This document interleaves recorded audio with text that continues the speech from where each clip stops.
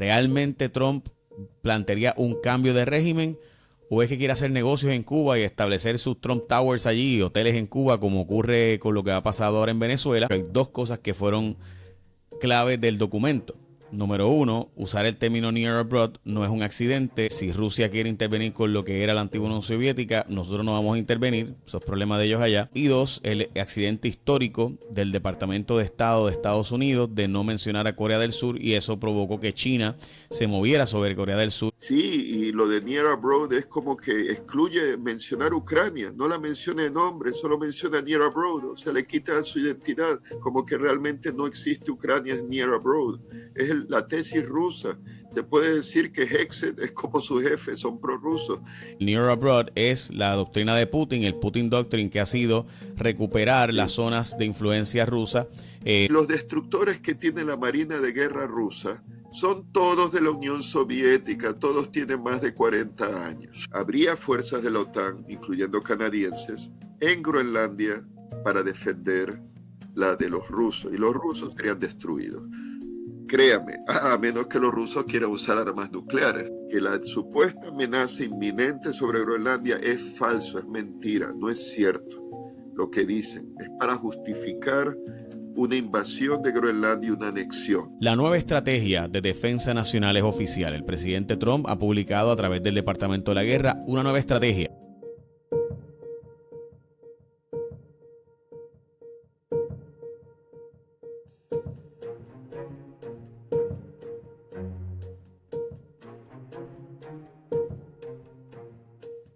Ahí tengo conmigo a Layo Saddi León Borja, que es el doctor, profesor, que hace conmigo el arte de la guerra.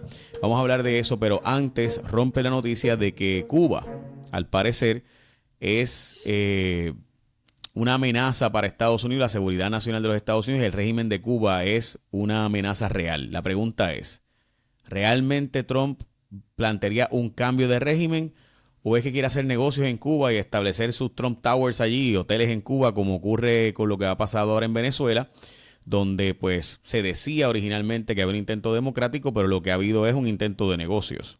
Profesor, desde la perspectiva de esta nueva realidad de seguridad de la nación, donde se está planteando abiertamente que el China, problema de allá, esto es abierto, o sea, oficialmente por escrito, la estrategia del Departamento de la Guerra, que se publica cada 4 años, dice: nosotros, la amenaza contra Estados Unidos no es China, no es Rusia, nos vamos a enfocar en el hemisferio occidental. ¿Qué significa eso ante esta situación de que está diciendo que Cuba tiene que dejar de ser un actor que facilite y ayude a Hamas, Hezbollah, China y Rusia y otros actores? Sí, bueno, en la estrategia de defensa nacional de Estados Unidos que se acaba de publicar este año 2026, hay distintos escenarios que toca pues el secretario de guerra, que es quien lo supervisó, Hexet, Peter Hexet, y sin duda se enfatiza el tema de la seguridad de Estados Unidos o de su compromiso de defensa, pero defensa de los intereses de Estados Unidos, pero a nivel del hemisferio occidental. Eso es lo primero. Lo que llaman pues Homeland Defense, defensa del hogar, vamos a decir. También indica, ¿no? Incluye otras potenciales amenazas, pero hay que, claro, comentar, porque no es todo oro lo que reluce. Habla de la China. Pero con la China, por ejemplo, y trataré de entrar en más detalle, pero brevemente, la China habla de disuadir a la China a través de la fuerza, o sea, del poderío. No tanto, hablan de strength. Eso no quiere decir uso de la fuerza, sino de poderío, y no de la confrontación, dice el documento. Poco habla de Rusia. En un preámbulo, antes de tocar cada amenaza, ¿no? Pues cuáles son las amenazas que ya tocan con subtítulos propios. Hemisferio occidental, o sea, los intereses de defensa de Estados Unidos en las Américas, hemisferio occidental, un subtítulo. Segundo subtítulo, la China. Tercer subtítulo, Rusia. cuarto subtítulo, Irán, quinto subtítulo, Corea del Norte. Pero antes de llegar a esos subtítulos y de entrar en más detalle, habla en general, por ejemplo, saltándome a Europa, ¿no? Con relación a Rusia. Y eso, donde, a ver, aquí tengo el documento impreso. Podríamos hablarlo. Estamos hablando de este documento que estoy presentando en pantalla, ¿verdad? Que es el documento oficial. Antes de la página 7, 8, estaríamos hablando de la página 4, en que habla de incrementar el compartir la carga del gasto de defensa con los aliados. Burden sharing. Burden es como decir es carga, sharing es como decir compartir, el compartir de la carga. Eso es un debate viejo. Ya el tema del burden sharing o compartir la carga de defensa de la OTAN viene del siglo XX, viene de tiempos pues en que había Unión Soviética y después de la caída de la Unión Soviética también. Ahora, como un ejemplo, porque hay muchas cosas que se pueden hablar de esta estrategia de defensa nacional, habla de las amenazas que tendrían los aliados europeos, pero, y citando, porque me llamó la atención, vamos a ver, pero que son menos severas esas amenazas contra amenazas de Europa, menos severas para nosotros, para Estados Unidos, amenazas menos severas para Estados Unidos, nosotros, us, entre comillas, pero que son amenazas para Europa, pero no menciona quién. Y ahí está la cosa. ¿Quién va a ser? Pues Rusia, que está llevando a cabo una guerra de desgaste en Ucrania.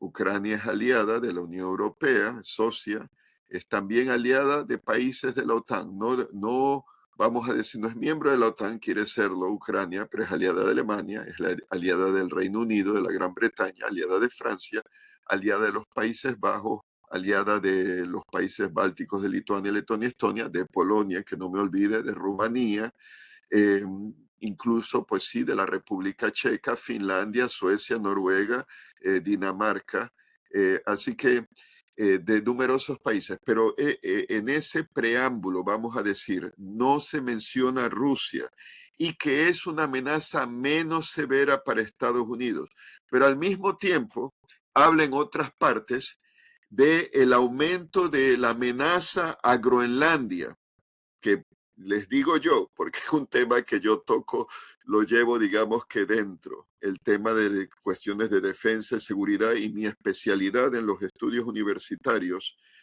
tanto pregraduados como graduados, y mi tesis doctoral, que está publicada, busquen mi nombre en Amazon, ahí lo verán, pues es Rusia.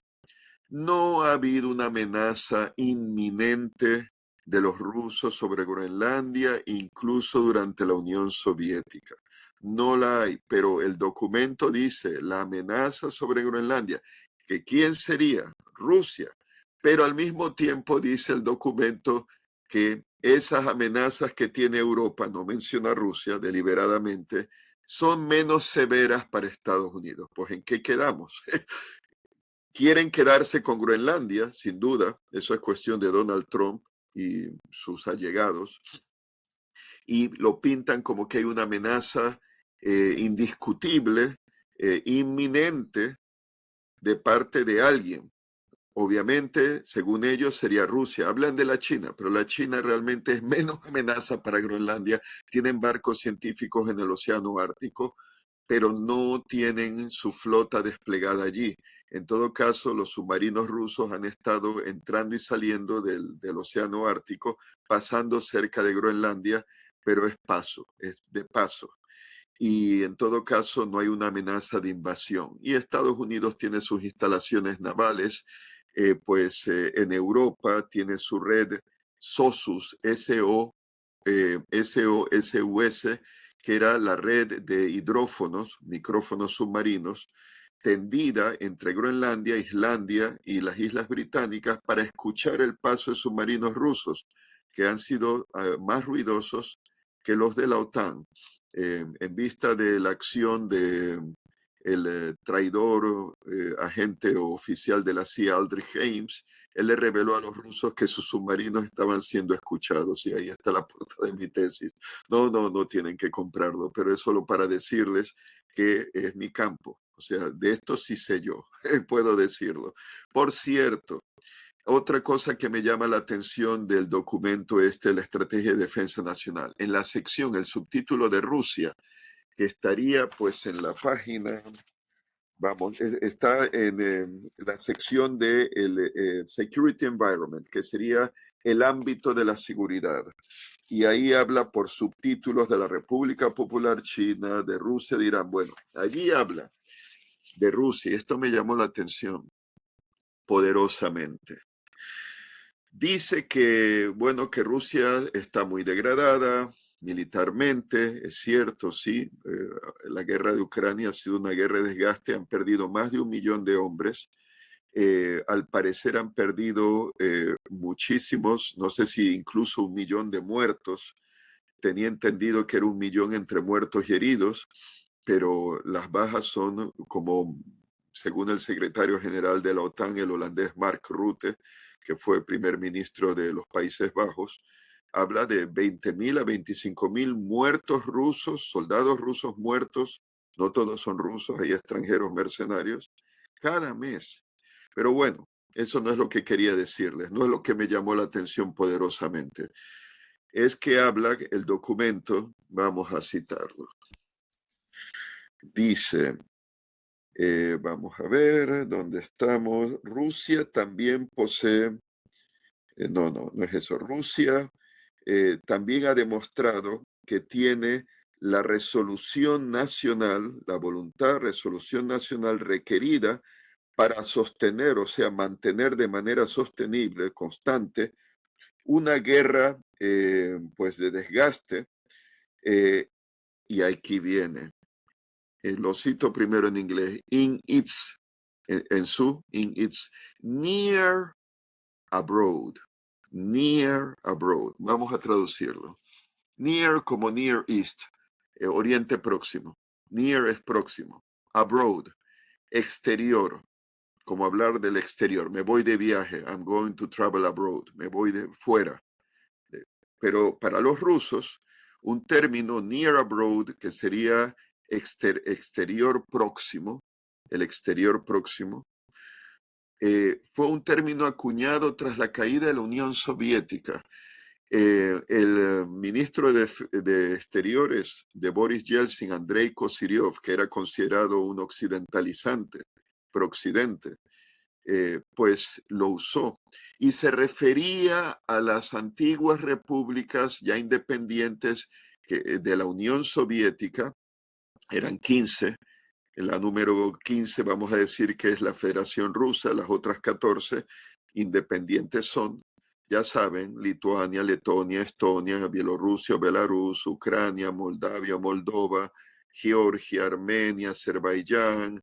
Y en Asia Central tienes a Turkmenistán, Uzbekistán, Kazajistán, Kirguistán y Tayikistán. Bueno, el cercano, el exterior próximo, se refiere a aquellas repúblicas antiguamente soviéticas donde hay importantes minorías rusas que, cuando era parte del Imperio Soviético, de la Unión Soviética, estaban siendo colonizadas con poblaciones rusas, porque los lituanos no son rusos, son bálticos.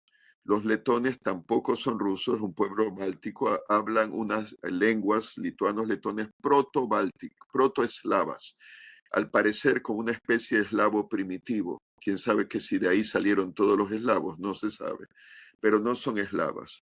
Los estonianos son tienen una lengua finesa, emparentada con los finlandeses y de manera muy lejana con los húngaros, porque los húngaros, yo soy ciudadano húngaro por mi difunto padre, el húngaro es una lengua fino-úgrica y es una mezcla de finés con turco, o lenguas de la zona de los Urales, las montañas Altai. Bueno, otra historia. El punto es que el exterior próximo vamos a decirlo así, el near abroad, es un término nacionalista, imperialista ruso. Es como la doctrina Monroe, exactamente. La doctrina Monroe, América para los americanos, el near abroad o el exterior próximo serían las antiguas repúblicas soviéticas, ahora independientes, y no serían solo las europeas que he mencionado, serían las del Cáucaso. Bueno, Armenia y Azerbaiyán, y Georgia se consideran parte de Europa, y las turcas de Asia Central, excepto, claro, Tayikistán, que hablan el tayiko, que está emparentado con el farsi, el persa. El tayiko es una lengua indo-irania, como el iraní, el persa y el kurdo. O aquí abriendo paréntesis cultural, en Afganistán los pashtunes, que es la nacionalidad afgana, porque Afganistán es un mosaico de subnaciones que forman la gran nación afgana. Ahí tienes hay tayikos también allí, como Masud, que fue un comandante mujahedín contra la invasión soviética y después contra los talibán. Los talibán lo asesinaron. Bueno, fue Al Qaeda que lo asesinó para hacerle un favorcito a los talibán, creo que el día antes de los atentados del 11 de septiembre del 2001. Otra historia. Me voy por la tangente. Volvamos de nuevo al exterior próximo, near abroad. Es un término de los nacionalistas imperialistas rusos que quieren recrear la Unión Soviética, no en lo ideológico, no en lo comunista, sino en lo territorial, porque básicamente la Unión Soviética coincidía más o menos con el antiguo imperio ruso de los zares, solo que claro, la Unión Soviética era comunista. Y este documento del Pentágono usa ese término. No le pone comillas, como decir es un término prestado. No, como que sí es un término normal usado por Estados Unidos, por el gobierno americano, cuando es un término nacionalista, recargado, que es hostil para los países que se sienten amenazados. ¿Y cuáles son esos países europeos? Esencialmente, y no solo europeos, pero ahora ya diré. Bueno, Lituania, creo que el 10% de la población de Lituania es rusa parlante. Letonia, donde está Riga, la capital, que había sido cuartel general tengo entendido, de la Armada del Báltico soviética, allí es más, no sé si es un 20 a 30% de la población, no menos de un 20%, si no me equivoco, son rusoparlantes y están en el este del país, que podrían ser invadidos desde Bielorrusia, que es satélite de Moscú. Está Estonia, otro porcentaje también alto, un 30%. La ciudad ¿cómo se llama? Narva, si no me equivoco. A veces ocurre que uno busca la palabra y se le escapa, y cuando ya uno está más descansado, en otro momento se acuerda uno. Creo que eh, vamos a ver, Tallinn es la capital, Antigua Reval. Bueno, una ciudad que está al norte de Estonia, fronteriza con Rusia. No sé si es Narva ahora. Es imperdonable que no Sí, me acuerde de la primera. no, es Narva. Narva, gracias. De mayoría rusa, creo. De mayoría rusa. Ahora, no todos los rusos quieren vivir en Rusia porque es una dictadura. Quieren vivir en la Unión Europea y en democracia, pero hay rusos nacionalistas que son pro Putin. De la misma forma que la mayoría de los estadounidenses, diría yo a estas alturas, no son magas, seguidores de Trump, pero los hay que sí lo son, y hay bastantes. Así que, bueno, para ellos serían el exterior próximo para los rusos nacionalistas de extrema derecha neuracionista. Esa es la ideología que inspira a Putin. ¿Qué es el neuracionismo? Esencialmente, rápidamente, es el decir que la civilización rusa procede de la mezcla de la civilización eslava y la civilización turco-mongola, y que es superior al occidental, que es decadente, y que no tienen que tomarle prestado, imitar a Occidente en lo político, democrático, en lo sociocultural, en lo económico, porque Rusia es un caso aparte, y es producto de esa única simbiosis, unión de lo eslavo y de lo turco-mongol. Eso es el neuracionismo, viene de Eurasia, ¿no? El movimiento euroasiático o neo-euroasiático. Y Putin es uno de esos.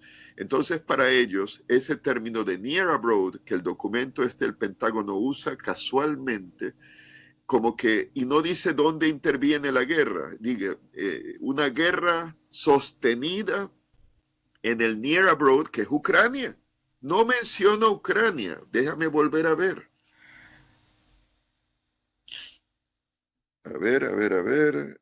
Sí, que mantiene una guerra sostenida, no dice en Ucrania, en el near abroad, le niega incluso el nombre a Ucrania, que son los rusos. El argumento de Putin y su gente y admiradores probablemente en Estados Unidos, ¿no? Hay gente que justificaba la guerra de Ucrania, como Charlie Kirk. Él estaba a favor de los argumentos de Moscú.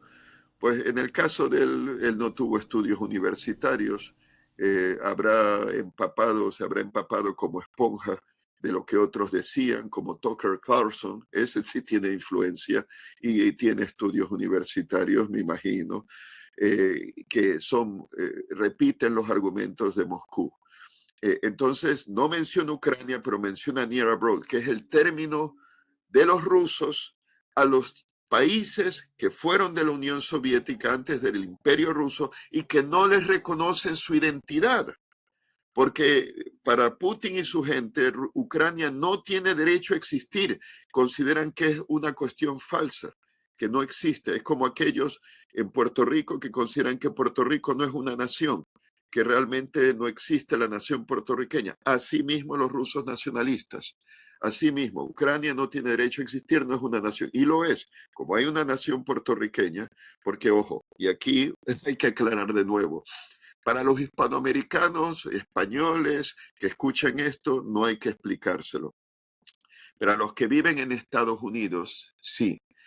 Porque el término, y Estados Unidos continental en particular, los americanos usan el término nación para referirse al Estado, al país.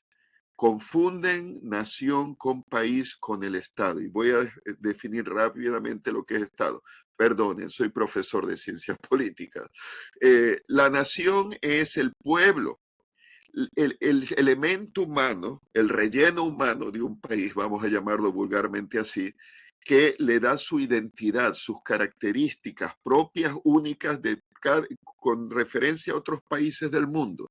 La nación puertorriqueña, la nación dominicana, la nación haitiana, la nación cubana, la nación venezolana, la nación de Jamaica, la nación americana de Estados Unidos y los anglos, pues inglés y originalmente anglosajón, protestante, aunque hay mucho católico y no todos son blancos, pero ese era el elemento dominante que creó los Estados Unidos.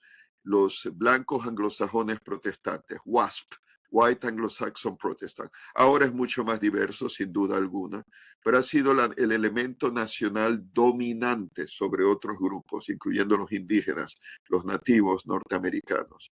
Entonces, japoneses, rusos, ucranianos, húngaros, italianos, checos, eslovacos, fineses, bueno, ya ahí lo tienen.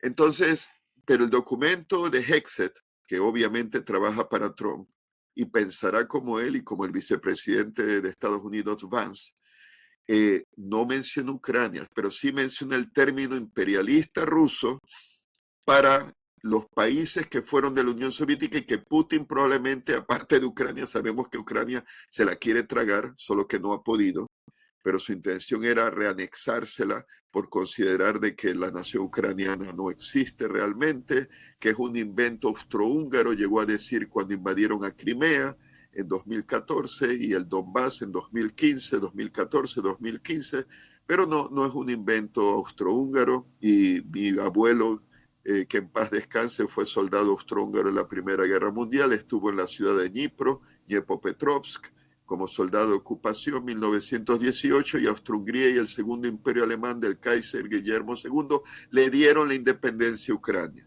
Se la dieron. Fue Ucrania independiente en 1918. con incluso marina de guerra, que era la armada del Mar Negro, la flota del Mar Negro rusa capturada en Crimea.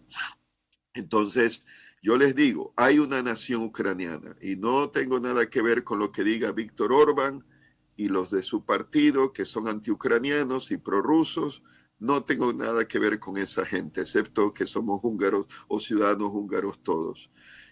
Pero les digo, hay una nación ucraniana, como la hay colombiana, como la hay ecuatoriana, brasileña, mexicana, incluso hawaiana, aunque vivan bajo Y, ocupación de Estados y, Unidos. profesor, básicamente, desde su perspectiva, el usar el término near abroad, lo que trata de plantear, defender la posición de permitir que Estados Unidos se abandone la situación de Ucrania y permitirle a Rusia quedarse con Ucrania y además con los países aledaños. Bueno, ciertamente justifica la postura rusa por mencionar ese término. Sería mi interpretación que quien escribió esa parte, la parte de Rusia, o los que escribieron, estaban de acuerdo en usar el término y que probablemente, muy probablemente saben que es un término cargado, loaded, loaded term.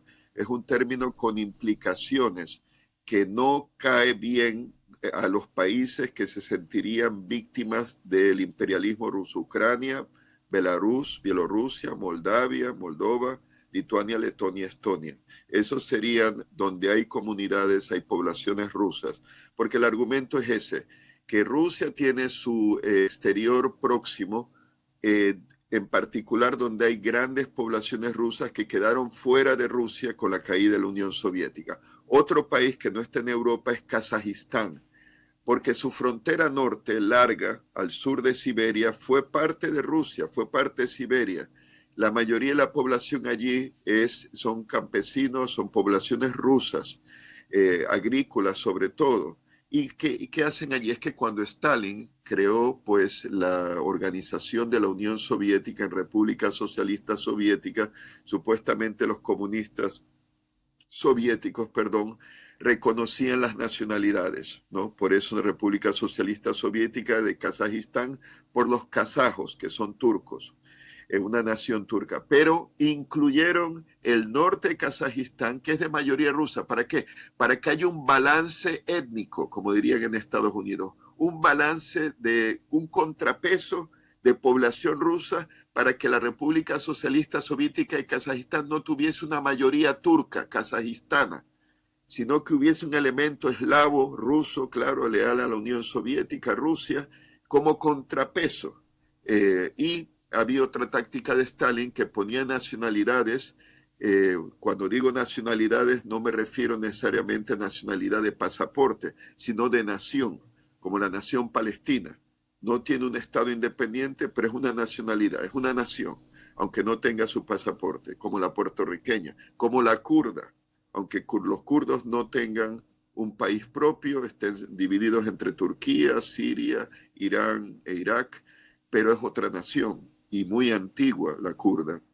Entonces, la idea de Stalin era crear conflictos entre nacionalidades, como los eslavos, los rusos versus los kazajos, los rusos campesinos establecidos en la tierra, probablemente más comunistas, y los kazajos que querían la independencia y que había sido un pueblo nómada, turco, ¿no? Pues de estos que andaban a caballo en las estepas, como antes los hunos, otro pueblo turco de la antigüedad ya extinto, o los tártaros, que todavía existen, tártaros de Crimea, tártaros de Tatarstán, por el río Volga, etcétera. Entonces, bueno, pero lo menciono por el hecho que Kazajistán podría estar amenazada en un futuro por una invasión rusa. Y ya Putin creo que les advirtió, les dio una amenaza velada a Kazajistán con respecto, creo que era, si bien recuerdo, a sus tratos con la OTAN. Y con los países occidentales, como que no se alejara mucho de la órbita de Moscú. Y hay una cosa, está la doctrina Putin, que de eso no se habla. Yo lo toqué en mi tesis doctoral. La doctrina Putin tiene que ver con el derecho de Rusia a intervenir en los países que son de ese exterior próximo y que es su zona de influencia y que por lo tanto tienen derecho a intervenir en su zona de influencia si lo creen necesario. Algo así como la doctrina Monroe, que le da el derecho a los americanos, según ellos, a intervenir en Hispanoamérica y el Caribe.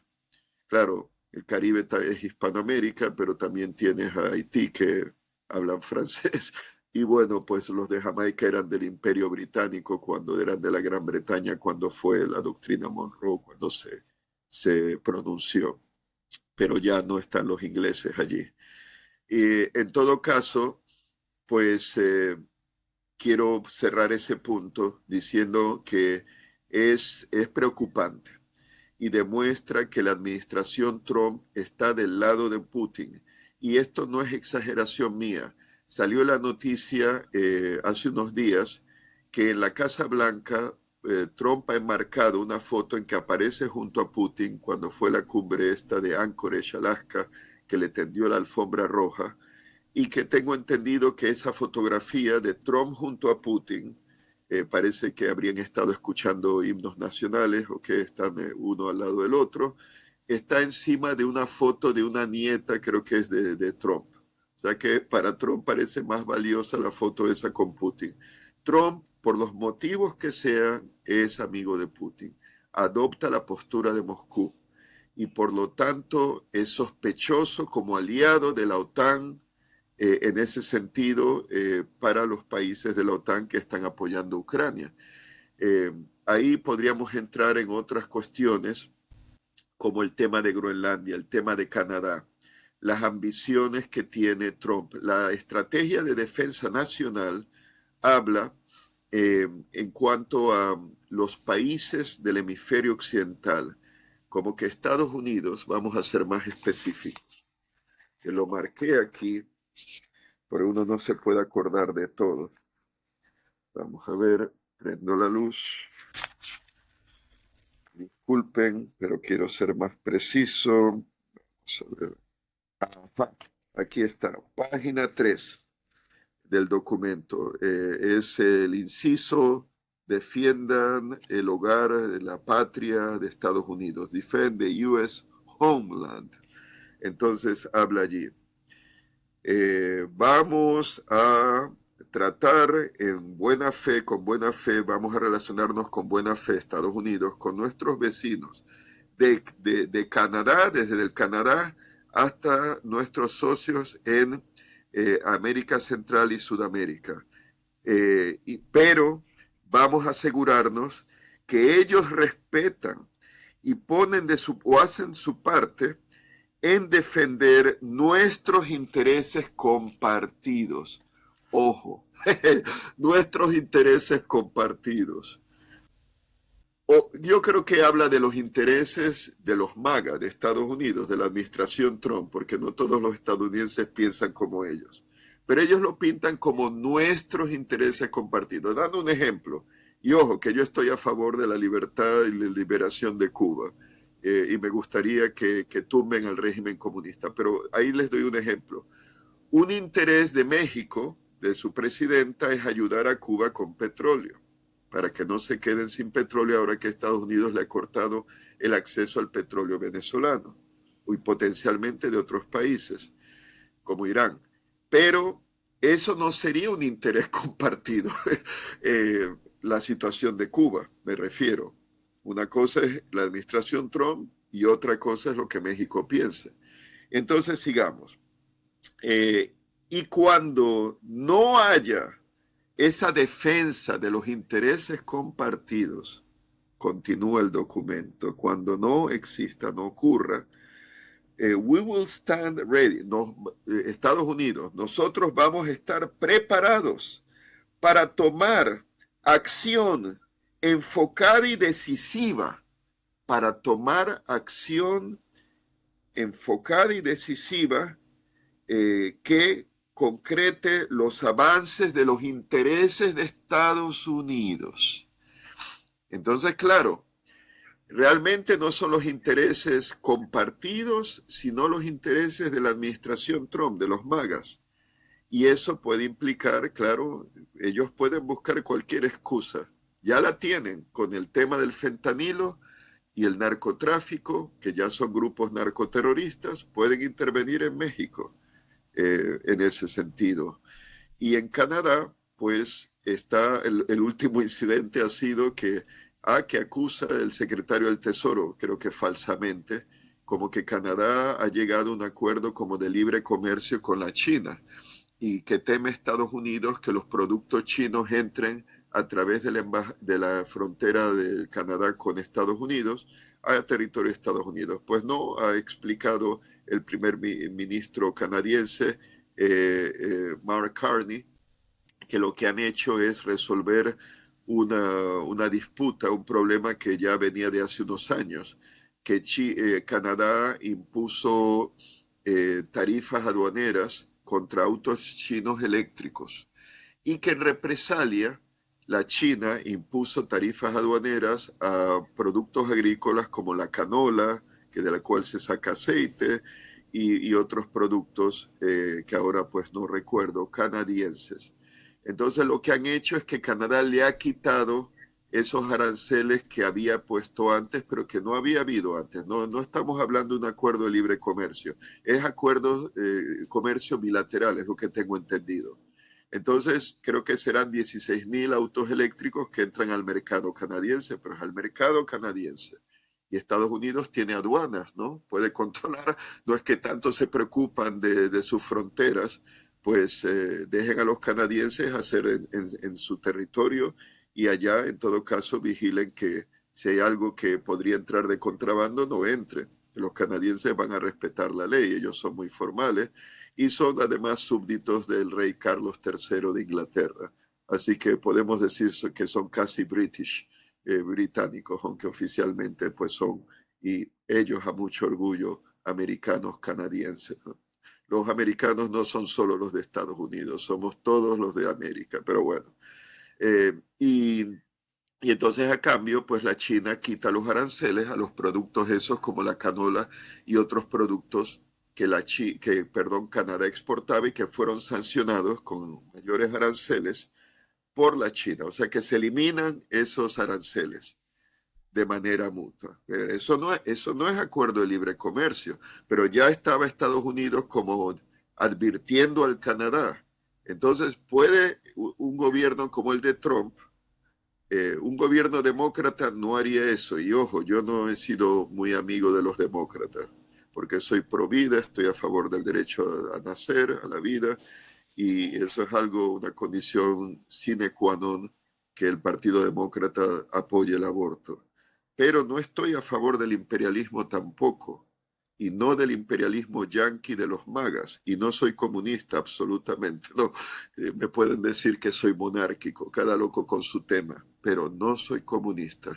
Y claro, Trump lo que puede hacer es su gobierno buscar una excusa para intervenir en Canadá, porque ya ha hablado él del estado 51 de Estados Unidos, hay 50 estados, que sea Canadá. Groenlandia, bueno, habla el documento de que hay una amenaza que se cierne sobre Groenlandia. Vuelvo y repito lo que ya les he dicho antes, damas y caballeros, no hay tal amenaza inminente. Y hay otra cosa, y esto lo voy a añadir, no está en el documento. En un programa de radio, creo que fue en Guapa Radio, no sé en qué día, había un invitado que, bueno, claro, decía que sí, que Rusia puede invadir a Groenlandia y que Europa no puede defenderla. Claro, uno tiene los estereotipos y el estereotipo de que Rusia con armas nucleares es súper poderosa, pero estaba equivocado el buen señor. Y les puedo decir, yo he seguido lo mío realmente, aparte de las ciencias políticas y las relaciones internacionales, es la inteligencia militar y la inteligencia naval. Todo lo que tiene que ver con sistemas de armas, tecnología, estrategias. Y yo me considero un analista de inteligencia de fuentes abiertas, independiente, porque nunca he trabajado para ningún gobierno y pues lo hago solo para yo dar mis propios análisis, como ahora. Open Sources Intelligence Analyst, OSINT, son las siglas de eso, OSINT. Y pues puedo decirles que Europa, su poderío naval es muy superior al poderío naval de Rusia actualmente. Tiene, por ejemplo, Gran Bretaña 2 portaaviones con aviones F-35. Francia tiene un portaaviones de propulsión nuclear con sus cazas Rafale, que son los sucesores del Mirage, son de lo que llaman cazas de cuarta generación plus, o sea que es más que cuarta generación, tiene elementos quizá incluso de cazas de quinta generación. ¿Y cuáles son los de quinta generación? Los invisibles al radar, como el F-35 de Estados Unidos, el F-22A de Estados Unidos también, el J-20 de la China, J-35 de la China también, el Sukhoi 57, Su-57 de Rusia, y el Su, también Sukhoi Su-75 Checkmate, jaque mate, de Rusia también. Porque el Sukhoi 57 tiene 2 motores y el jaque mate, el Sukhoi 75, tiene un solo motor. Es como el equivalente al F-35. Y yo les puedo decir, Europa podría lidiar si no hay armas nucleares, y claro, no olvidemos que Francia y Gran Bretaña tienen disuasión nuclear. O sea que ahí, aparte de que hay armas nucleares en bases aéreas de Bélgica, si no me equivoco todavía, de Holanda, de Alemania, en el norte de Italia también, que son americanas, son bombas de gravedad B- creo que 61, 51, ahora se me escapa, pero son bombas nucleares, controladas por Estados Unidos, sin duda, pero que en caso que Rusia ataque a la OTAN, eh, pues se usarían por medio de cazabombarderos italianos, alemanes, belgas, holandeses, contra el ataque, creo que es B-61, pero es una bomba de gravedad, ahora se me escapa, B-51, B-61. Y bueno, el punto es, para resumir cuentas, en resumidas cuentas, poderío aéreo superior en número lo que tiene Europa, incluyendo Suecia, Noruega, Finlandia, Dinamarca, Alemania, Reino Unido, la RAF, la Royal Air Force, Francia, sin duda alguna, los mismos italianos, superior a lo que Rusia podría desplegar para invadir Groenlandia. Y en flota naval, para que tenga una idea, Rusia llegó, la Unión Soviética, a tener un portaaviones no equivalente al de Estados Unidos, es el actual almirante Kuznetsov. Había sido originalmente, su nombre había sido Riga, por la capital de Letonia. Cuando era parte de la Unión Soviética, se hace independiente Letonia, le quitan el nombre Riga. Ese está fuera de servicio y no se compara, claro, a los americanos y tampoco pues a los británicos y al francés. Entonces, ¿qué más? España, no olvidemos, tiene al Juan Carlos I. Ya sé que es un buque de asalto anfibio, pero puede llevar aviones caza también en la cubierta y los lleva. Eso es como un ejemplo. O sea que medios navales. ¿Cuál era el navío de guerra de superficie más poderoso? Pues el de Rusia. Habría sido el crucero de batalla de propulsión nuclear híbrido, propulsión nuclear híbrida y de, creo que de diésel, el Piotr Veliki, Pedro el Grande, de la clase Kirov. Ese era el nombre de la clase de estos cruceros de batalla soviéticos, pero le cambiaron el nombre. Ya el Kirov, que es almirante Ushakov, está fuera de servicio. El almirante Lazarev, que era el nombre que le dio la Marina de Guerra rusa cuando dejó de ser soviética, está fuera de servicio. Está el almirante Najimov, o ahora no sé si es Lazarev, Najimov, uno de esos dos está siendo modernizado. O sea que no está en servicio, está siendo modernizado. Y solo tienen uno, 28.000 toneladas, un navío grande, misiles, crucero, antinavío, pero es solo uno.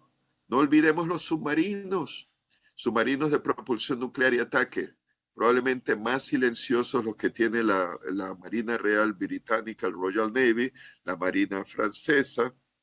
Están los submarinos tipo 212A de la Marina Alemana, son 10, ultra silenciosos, con sistema de propulsión Air Independent Propulsion, sistema de propulsión independiente al aire, que les permite estar por medio de baterías que creo que son de hidrógeno, estar sumergido hasta 2 semanas sin tener que reaprovisionar, sin tener que salir con un mástil a la superficie, el mástil usando un snorkel, tecnología inventada por los holandeses para antes de la Segunda Guerra Mundial. Los alemanes lo usaron y así no tenía que salir el submarino toda la superficie para accionar los motores diésel, para recargar las baterías que le permiten estar sumergido. Pero el snorkel puede ser detectado por radar, aún estando en un mástil que salga a la superficie como un periscopio, pero con el snorkel. Así que esta nueva tecnología que tienen los alemanes y los italianos también, pues pueden operar en misiones Hunter-Killer para destruir submarinos rusos y también hundir barcos de superficie. Y los destructores que tiene la Marina de Guerra rusa son todos de la Unión Soviética, todos tienen más de 40 años. Entonces, lo más moderno que tienen son corbetas y fragatas misileras, pero que no son muy grandes. ¿Cuánto es lo máximo? 4.000, 3.000 toneladas para una fragata misilera, 2.000 toneladas, 1.000 a 2.000 para una corbeta. O sea, no podrían sostener unas líneas de comunicación marítimas porque la OTAN europea, más Canadá, si Estados Unidos no le da la gana a Trump de intervenir, porque Trump es amigo de Putin, no lo olvidemos, podrían acabar con esa invasión. Entre poderío aéreo, poderío de misiles cruceros, de ataque a tierra, y no olviden que Groenlandia es territorio danés, o sea que habría fuerzas de la OTAN en territorio danés, no solo sería una batalla aeronaval sobre el mar de Noruega, que separa a Groenlandia de Noruega, el mar de Noruega. Habría fuerzas de la OTAN, incluyendo canadienses, en Groenlandia para defender la de los rusos, y los rusos serían destruidos. Créame, a menos que los rusos quieran usar armas nucleares, pero entonces Gran Bretaña y Francia las tienen, y ahí sería una cosa mayor. Pero esto lo aclaro, que la supuesta amenaza inminente sobre Groenlandia es falso, es mentira, no es cierto lo que dicen. Es para justificar una invasión de Groenlandia y una anexión. Bienvenido a la Resistencia. Este es nuestro contenido premium. Pero por si te llegó sin que estés suscrito, puedes suscribirte entrando a jfonseca.com/premium. Ahí te va a llevar a YouTube y desde tu cuenta de Gmail, por si acaso, esto no es para hacer sacrificios. Si suscribirte es un sacrificio para ti, no lo hagas. Pero si quieres tener acceso a los datos, te esperamos. Mencionamos encuestas, investigaciones, información exclusiva, primero en nuestro canal Premium. Y es que mientras otros especulan con los datos, nosotros los tenemos.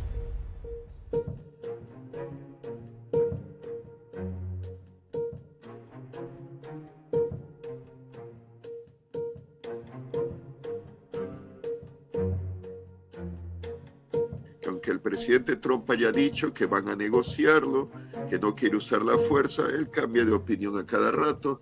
Le quedan todavía pues casi unos 3 años. Puede cambiar de opinión e intentarlo. Lo mismo con Canadá. Y eso, damas y caballeros, obviamente no está en la estrategia de defensa nacional. Pero lo que no habla el secretario de Guerra, Hegseth, es que si invade o interviene haciendo sus derechos, no valer los derechos de defensa hemisférica del hemisferio occidental, si Canadá o Dinamarca en cuanto a Groenlandia no quieren colaborar, que ellos se verán obligados a intervenir de manera decisiva, como lo dice ahí el documento, directa. Puede haber una guerra entre la OTAN sin Estados Unidos y Estados Unidos. No desaparecería la OTAN, como comentaristas varios han dicho.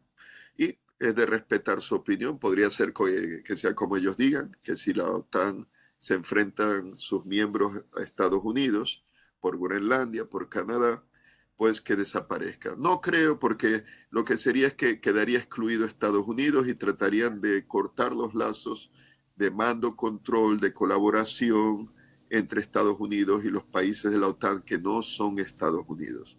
Quedaría el resto, Canadá más los aliados europeos. Y Estados Unidos pues quedaría aparte, aislado, ¿no? Sería el agresor, porque la OTAN no va a atacar a Estados Unidos, jamás, jamás, la OTAN no americana. Pero que Estados Unidos pueda atacar a Canadá o Groenlandia, que es de Dinamarca, miembro de la OTAN y de la Unión Europea, sí, puede ocurrir. Puede ocurrir con este presidente, o incluso con Vance, si el pueblo americano llega a ser tan poco sabio de elegir al vicepresidente actual de Estados Unidos como presidente. Ahí me meto en política y no quiero ofender ni pisar de los callos a nadie, pero solo digo como analista lo que podría ocurrir. Así que brevemente, porque, a ver, Jay, ¿quieres añadir algo? Venga. No. Estaba escuchándole. Lo que ocurre es que me parece El que tiempo. su perspectiva es que entonces en este documento de la posición oficial de Estados Unidos, que te dice la posición oficial de la nación, ¿verdad? Lo que está diciéndome es que este near abroad, en síntesis, es darle la autoridad a Rusia o darle el espacio o es un Sí, mensaje a los otros países sí. cercanos diciéndole básicamente, si Rusia hace algo por allá, nosotros no vamos a estar interesados. Entonces, ¿en qué queda Cuba? Porque entonces el presidente Trump acaba de decir hace, ¿verdad? Ayer, eh, que Trump declaró un national emergency over Cuba threatens tariffs on nations that supply oil to communist regime, etcétera. Y el lenguaje es un lenguaje muy peculiar y por eso insisto en el mismo. Y es porque es un lenguaje de intervención, o sea, suena un lenguaje de intervención en Cuba. Sí, tú has dado en el clavo, es un mensaje lo de Near Abroad y sobre todo a Moscú, a Putin, a los rusos. No menciona Ucrania, menciona Near Abroad, o sea que reconoce que Ucrania es el Near Abroad, el exterior cercano de los rusos, y le quita la identidad de Ucrania para poner simplemente ese término que usan los rusos para los países que ahora son independientes, que fueron de la Unión Soviética, donde hay poblaciones rusas o rusoparlantes. Es eso, y es peligroso porque es una invitación. Para Cuba, bueno, yo he tenido la teoría, eh, y este documento parece confirmarlo, ya que habla de la doctrina Monroe, del corolario de Theodore Roosevelt, que permitía, bueno, ya sabe, la doctrina Monroe 1823 del presidente Monroe, América para los americanos, que las potencias europeas no intervengan en las Américas, en el hemisferio occidental.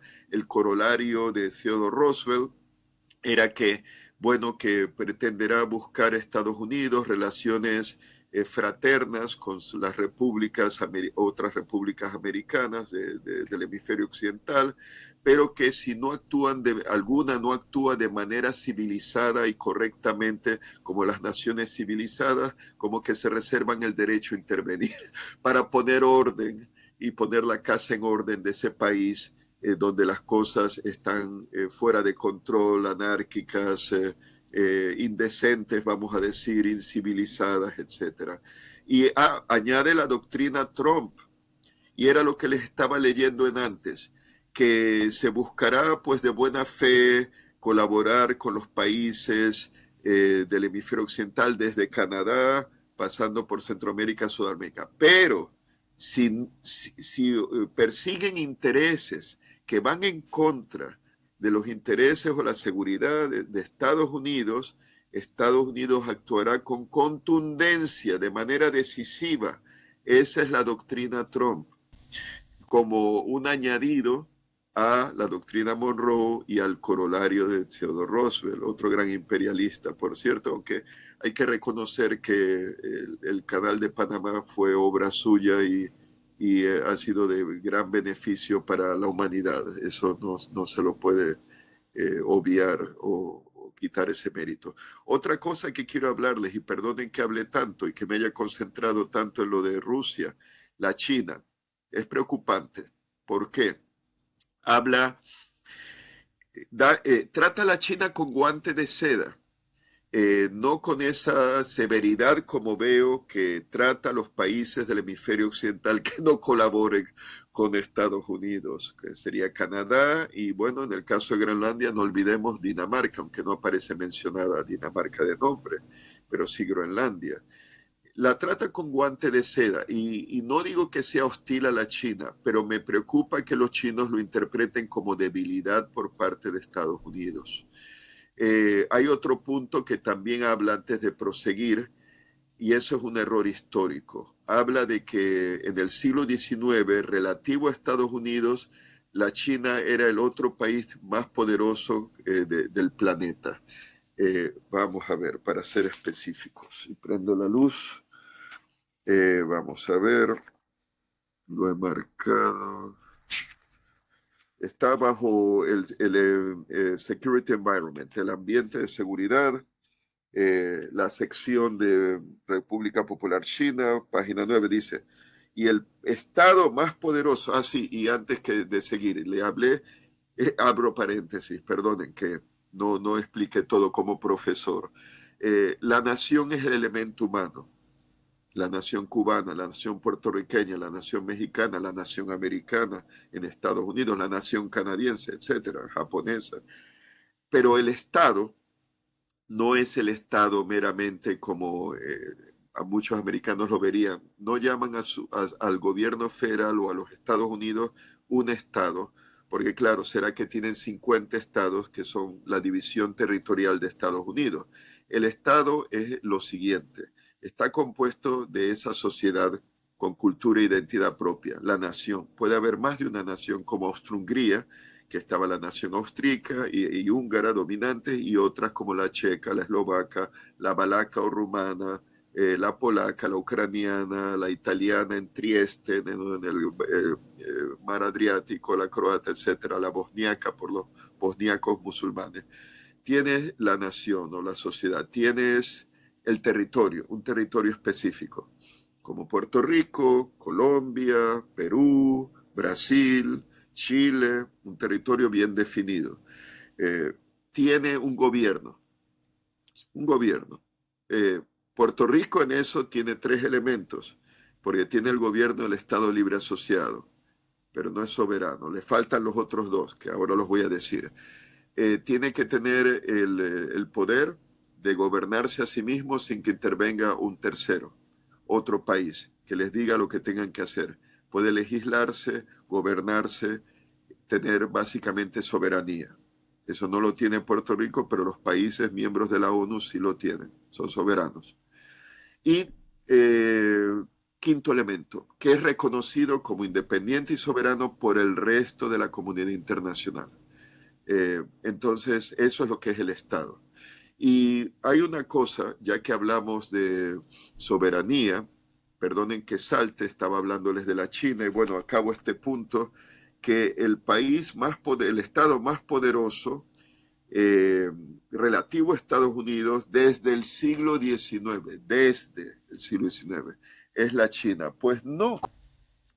Una cosa es el poderío, sí, la población, gran población, poderío económico en cuanto a comercio, Producto Interno Bruto del Imperio Chino en el siglo XIX y después de la caída de la monarquía, ¿no? Con la República de China, etcétera. Pero otra cosa es el poderío militar.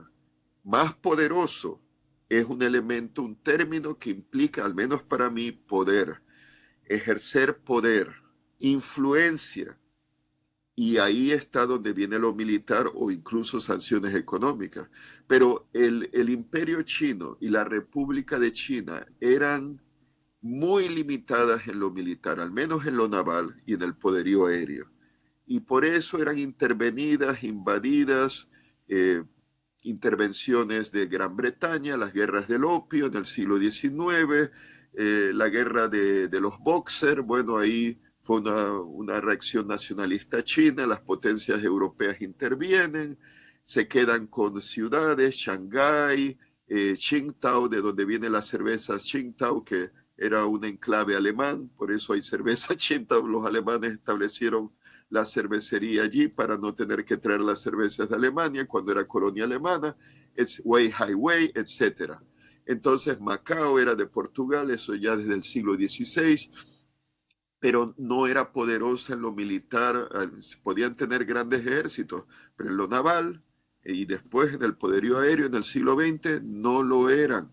Por eso Japón les invade en los años 30 y creo que fue en el 37 por Manchuria.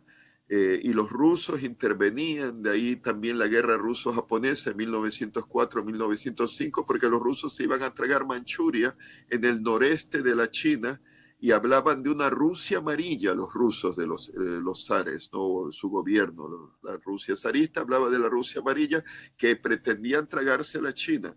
Lo que pasa es que a Japón no le interesaba eso porque Japón quería al menos Manchuria para ellos o que los rusos no estuvieran allí. Entonces habían extendido el transiberiano a Manchuria, ¿no? A Mukden y a Port Arthur, que ahora se me escapa el nombre de la población china que le dan a lo que antes era Puerto Arturo, Port Arthur, gran base naval del Pacífico, de la flota del Pacífico rusa.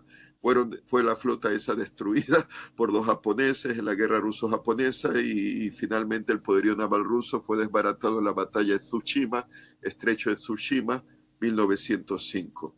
Pero el punto es que no es incorrecto lo que hablan de el Estado más poderoso, tan poderoso relativo a Estados Unidos desde el siglo XIX. En todo caso, es a partir ya de la China de Mao, una vez que tienen primero, poco a poco, la bomba atómica, creo que la explotan en 1960 por allí, pero realmente ese poderío militar que vemos ahora es producto de los recursos que tienen por la producción industrial, sus exportaciones, creo que a raíz de ¿cómo se llama?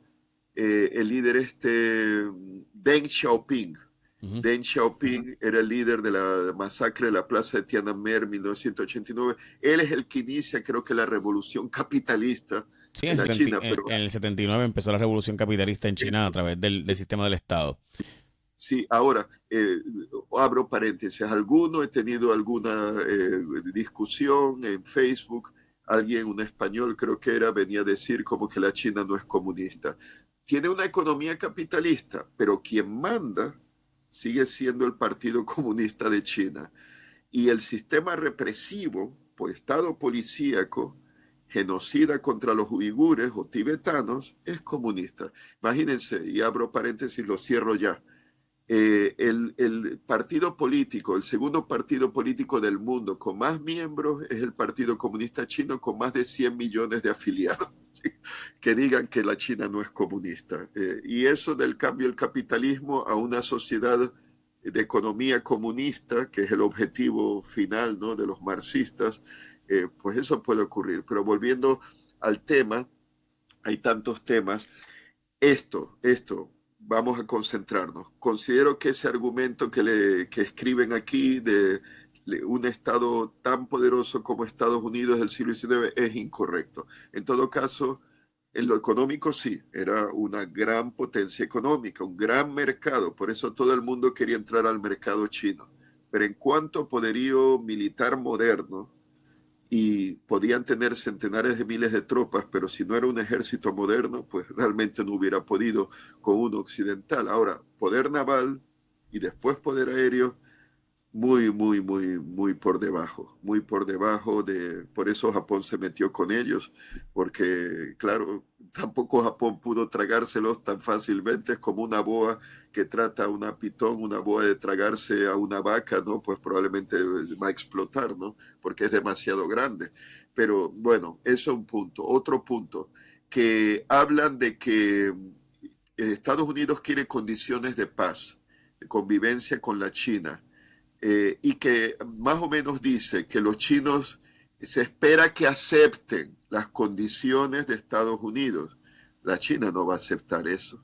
La China no va a estar por debajo de los intereses de Estados Unidos si esos intereses están por encima de los de la China. Pero ese documento de manera, como decir, inocente, vamos, ingenua, lo pone así. Otro punto, establece una política de contención contener al poderío militar o naval, aeronaval chino sería, a través de, como un muro de contención de la primera cadena de islas. ¿Y cuál es esa primera cadena de islas? Bueno, van desde las Aleutianas, en Alaska, pasan por las islas del Japón, después van por las islas Ryukyu, donde está Okinawa, ¿no? Son del Japón, después pasa por Taiwán, la isla de Formosa, nombre que los portugueses le dieron en el siglo XVI, viene de hermoso, Formosa, la isla hermosa, la Formosa, Filipinas y después Borneo, que de Indonesia y el estado de Brunei, etcétera. Esa es la primera cadena de islas. Entonces, que pretenden contener un expansionismo chino allí. Bueno, los chinos no creo que estén de acuerdo. Me imagino que los chinos querrían, como lo fue el Japón antes de la Segunda Guerra Mundial, expandirse hacia el este, hacia bien dentro del Pacífico, incluso para su comercio con Hispanoamérica, con Sudamérica. Han abierto un gran megapuerto en la costa del Perú, en Chancay. Ya saben los intereses que tenían de administrar el canal de Panamá. Eso parece que han dado marcha atrás los panameños, han dejado nulos los contratos de administración de esa empresa de Hong Kong que iba a administrar o estaba administrando el canal de Panamá, pues los han considerado nulos, sin duda por presiones de Donald Trump, que ha amenazado con reanexarse el canal de Panamá, que había sido antes territorio soberano de Estados Unidos. Entonces, pero hay una cosa, no menciona Taiwán. Bueno, uno dice, pero es parte de la primera cadena de islas. Taiwán es parte, ¿no? Entre las Ryukyu del Japón y las Filipinas, pero no la menciona. Tampoco menciona Corea del Sur. Y eso me preocupa porque yo se los había dicho en otra presentación y no me acordaba de los detalles. Ahora se produciera el nombre del secretario de Estado de Estados Unidos, no estaba seguro. Dean Acheson. Fue secretario de Estado, ministro de Exteriores de Harry Truman. Y Dean Acheson dio un discurso 12 de enero de 1950 en el National Press Club. Es un lugar de mucho prestigio en Washington DC, el Club de la Prensa Nacional de Estados Unidos. Y en él hablaba de establecer un perímetro defensivo usando la cadena de islas, bueno, esa primera cadena de islas mencionaba a las Aleutianas, mencionaba al Japón, mencionaba a las islas Ryukyu, mencionaba las Filipinas. Creo que no mencionaba a Taiwán, pero sí las islas Filipinas, pero no mencionó a Corea del Sur. Y eso lo interpretó a ver, Kim Il-sung creo que era. Kim Il-sung, sí, el primer líder estalinista de Corea del Norte, servil, siervo fiel, ¿no?, de Stalin, Joseph Stalin, era criatura de Stalin. Entonces, él acudió, Kim, el líder de Corea del Norte, acudió a Stalin para convencerle que apoye la invasión de Corea del Norte a Corea del Sur, porque ese discurso de Dean Acheson lo interpretaba como que Estados Unidos no estaba interesado en defender a Corea del Sur, porque no lo incluyó en su discurso, lo dejó fuera. Y ahí viene la guerra de Corea, la invasión de los comunistas, de los norcoreanos a Corea del Sur el 25 de junio de 1950.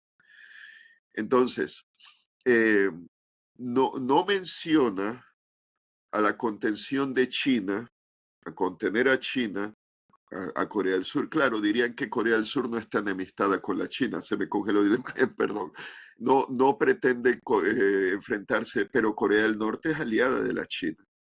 Entonces, la sección de Corea del Norte es muy corta y no habla de la intervención de Corea del Norte a favor de Rusia en la guerra de Ucrania.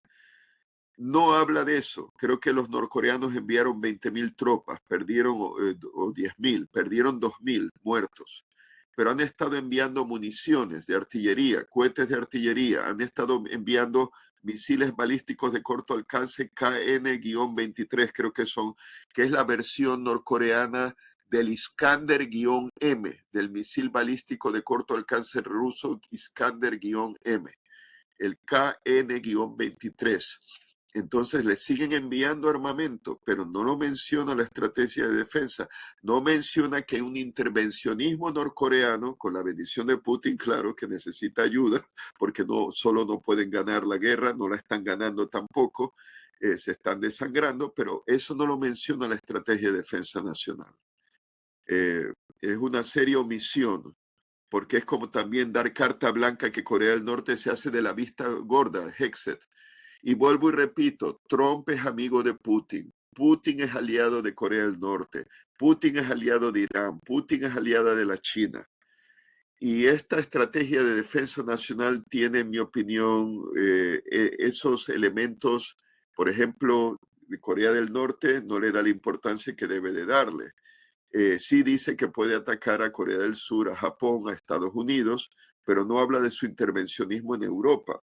Entonces, la China podría interpretar el hecho de que no se incluya, no mencione específicamente a Taiwán en esa línea, la primera cadena de islas, eh, que son esas que ya he mencionado, ¿no? Las Aleutianas, serían las Kuriles también otra, pero son de Rusia, no se las incluye, Japón, pues las Ryukyu, donde está Okinawa, Taiwán, Filipinas, Borneo. Debió de haber hecho hincapié en eso, porque hay otro punto, es que hay contradicciones en esta estrategia.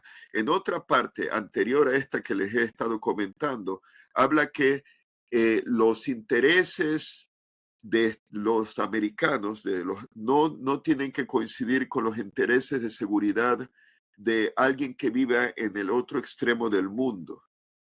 Entonces, quiere decir que los intereses de los de Taiwán, eso no le ha de importar a los americanos porque viven tan lejos. Eso es como una invitación a la China.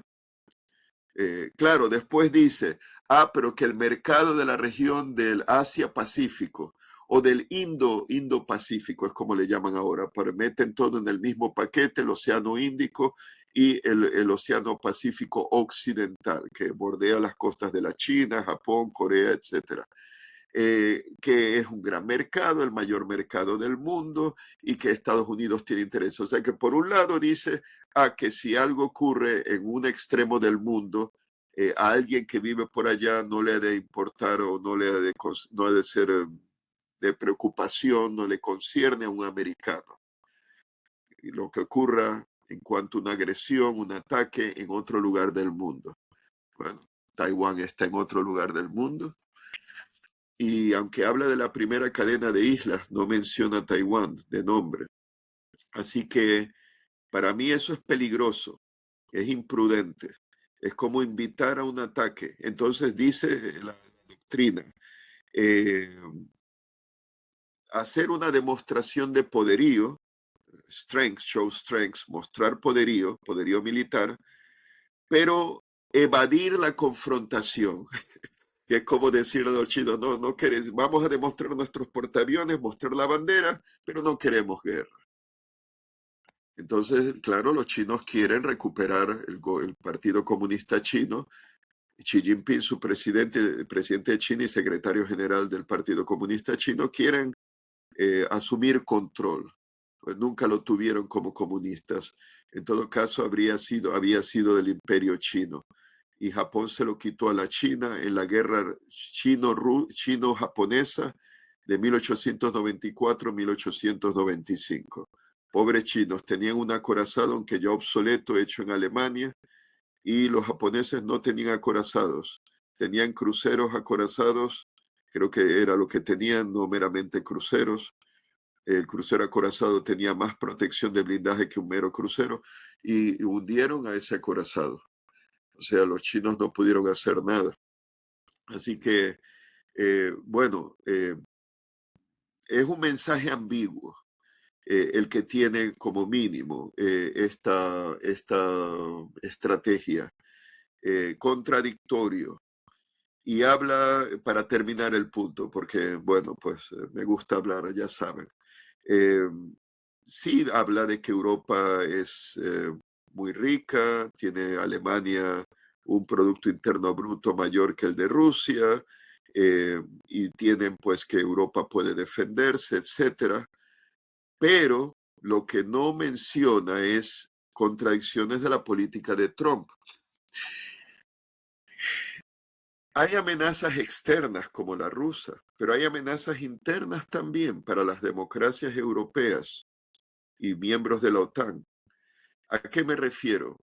El vicepresidente Vance, recién ya cuando fueron a la conferencia de seguridad de Múnich en Alemania, hablar en contra de Europa, que no hay libertad de expresión, ponerse al lado la administración Trump y Elon Musk, que en ese momento, perdón, creo que estaba en el gobierno de Trump, a favor del partido Alternativa para Alemania. Ese partido es como Vox, es como el partido de Marine Le Pen, que se me escapa el nombre ahora, no sé si es Acción Directa, en Francia. O el partido de la reforma de, ¿cómo se llama? Eh, de Nigel Farage en Inglaterra, en el Reino Unido. Son nacionalistas, son, vamos a decir, patriotas, y que sea la cultura en el caso de Francia, en el caso de España, de Inglaterra, ante la inmigración de poblaciones musulmanas, por ejemplo, que en sus países pues tienen un sistema islámico, y donde ha habido, al menos en el caso de Siria, ahora con la guerra de Siria, pues ha habido persecución a minorías religiosas como los alawitas, un atentado contra los cristianos ortodoxos. Quien manda en Siria son los de Al-Qaeda, del Frente al-Nusra de Al-Qaeda, aunque han cambiado de uniforme y ahora se visten con chaqueta y corbata, pero sigue siendo, en mi opinión, damas y caballeros, sigue siendo Al-Qaeda. Se es de Al-Qaeda una vez, se es para siempre, como la mafia. Crimen Evidentemente. Es Pero reagrupamiento bueno, nacional, profesor. Voy a tener que dejarlo hasta aquí, pero me interesa sí, que sí. tengamos una conversación sobre el enfoque chino desde la perspectiva del documento. Y si quieres, lo vamos haciendo por parte. El documento, dicho eso, la parte de Rusia, lo que usted me está básicamente planteando es que hay, a utilizar el término near abroad, aquí hay dos claves, o sea, me parece que de todo lo que nos ha dicho, hay dos cosas que fueron claves del documento. Número uno, usar el término near abroad no es un accidente. Si Rusia quiere intervenir con lo que era la antigua Unión Soviética, nosotros no vamos a intervenir. Eso es problema de ellos allá. Uno. Y dos, el accidente histórico del Departamento de Estado de Estados Unidos de no mencionar a Corea del Sur, y eso provocó que China se moviera sobre Corea del Sur, y básicamente al hacer esto con Taiwán, lo que su perspectiva es que está diciendo a través de una señal indirecta de que metan mano con Taiwán, porque en la estrategia nacional de los Estados Unidos, lo que han sido dos errores históricos, en el caso de Rusia, near abroad, en el caso de China, no mencionar el Corea del Sur, pues le dio permiso básicamente para intervenir. Lo que usted está diciéndome es que esos son Sí, claves para intervención. sí, y lo de Near Abroad es como que excluye mencionar Ucrania, no la menciona en nombre, solo menciona Near Abroad, o sea, le quita su identidad, como que realmente no existe Ucrania, es Near Abroad. Es la tesis rusa. Se puede decir que Hexet es como su jefe, son prorrusos. Y en cuanto a lo de Corea del Sur, eh, habla de esa línea defensiva en la primera cadena de islas, como había hecho Dean Acheson en tiempos de Truman, pero no menciona Corea del Sur. Y no olvidemos que Corea del Norte es estrecha aliada de China. Entonces, ¿qué pasa si se sienten envalentonados en Corea del Norte a intervenir en Corea del Sur? Porque no va a estar dentro de esa línea de defensa Sí, no, de Estados y lo Unidos. importante es que al mencionar, o sea, que hubo un error histórico en Estados Unidos, y Acheson básicamente lo que dijo el Departamento de Estado fue, mencionó a estos lugares como parte del interés de Estados Unidos al no mencionar a Corea del Sur. Eso fue lo que provocó que China apoyara a Corea del Norte para invadir a Corea del Sur. Lo que me está Sí, diciendo es que esas son claves históricas que quien sí, redacta este documento está enviando los mensajes de, pues al decirle Rusia, el Near Abroad es la doctrina de Putin, el Putin Doctrine, que ha sido recuperar las sí, zonas de influencia rusa, básicamente desde la época de Stalin, poniendo diferentes poblaciones Y lo mismo ahora con este error de no mencionar a Taiwán ni mencionar a Ucrania. Básicamente es lo que fue un error en 1953, pero repetirlo ahora Sí, con la sí, intención de que se sepa que esos son los mensajes de la nueva estrategia de Estados Unidos, y el que estudia la historia de las ciencias militares y las ciencias políticas conoce bien esos términos y esos errores históricos, que traerlos ahora de nuevo son mensajes entonces para abiertamente decir la posición de la defensa de los Estados Unidos. Esa es su perspectiva. sí. Solo quería decir que hay partidos dentro de Europa que están en contra de la OTAN, están en contra de Ucrania como alternativa para Alemania, pero la administración Trump les apoya, Ujú. socavando, digamos que la estabilidad interna. ¿Cómo pueden hacerle frente a Rusia si gana un partido que se va a retirar de Ucrania, va a retirarse incluso, podría ser de la OTAN, y las tarifas aduaneras? ¿Cómo van a gastar más en defensa cuando van a ganar menos de la exportación, que eso es lo suyo, ¿no? Exportar a Estados Unidos. Bueno, podemos seguir hablando mucho más, pero lo dejamos allí como tú quieres, así que sí. Gracias, profesor, como siempre. Yo lo aprecio el tiempo que saca, y sé que le dejo las asignaciones para que podamos tener entonces un enfoque en el arte de la guerra. Profesor, muchas gracias como siempre. Gracias a ustedes y bueno, nos vemos, buen fin de semana. Nos vemos pronto, siempre, siempre, profesor. Bueno, ya escucharon a Layo Sati León Borja, el profesor que de hecho hoy presentó lo que era su libro y su tesis doctoral, Russian Civil Military Relations and the Origins of the Second Chechen War, de Layo Sati. Lo pueden buscar en Amazon, por si acaso. Bueno, échenme la bendición. Ya saben, suscríbanse al canal y al playlist específico de Arte de la Guerra con Layo Sati León Borja. Muchas gracias, buen fin de semana. Si llegaste hasta aquí, tú eres parte de la resistencia. Ahora suscríbete. Casi 40 de cada 100 no se suscriben y piensan que están suscritos. Dale subscribe al canal y la campanita. Nos ayudas un montón cuando te suscribes, porque hace que el algoritmo empiece a enviarle a otras personas como tú. Suscríbete aquí en mi canal de YouTube, Jay Fonseca PR.